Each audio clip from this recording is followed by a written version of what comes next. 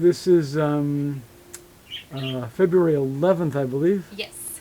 2024, visiting with Susan S.BlytheGoodman, a teacher. I met her at the, she helped assisted with the programs I did 2 occasions this morning and last Sunday at Seattle First Baptist Church.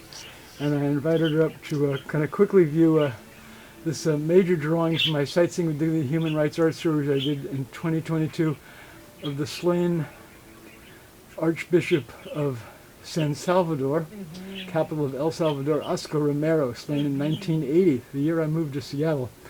And I'll just quickly point out to Susan here, so we have a bunch of allegorical sea monsters. Yes. And aside from the sea monsters, the 2 drawings of hands I did when I was a senior in high school in an art class. Okay. And the drawing on the upper left of the 2 people men in in jail prison. I did in 1974 when I was a freshman in a junior college in Champaign, Illinois. Okay. I don't remember who they were, maybe from a magazine or newspaper photo or something. Yeah. And this drawing I did in, I think it was 2000, I can't make out my scroll. It looks like a 2003. Yeah.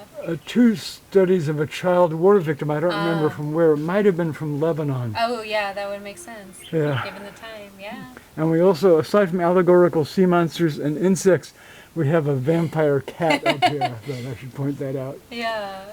So anything you'd like to Yeah, I say? mean, I've learned about Oscar Romero my whole life thanks to a pastor I knew from El Salvador who worked with him during the, the Civil War. And Wow.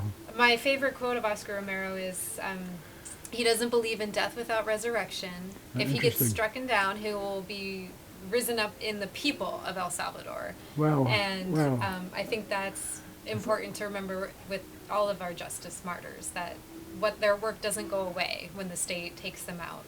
That work continues. That's interesting. Yeah. Very, very interesting interpretation. And what do you think of the allegorical sea monsters, if I may?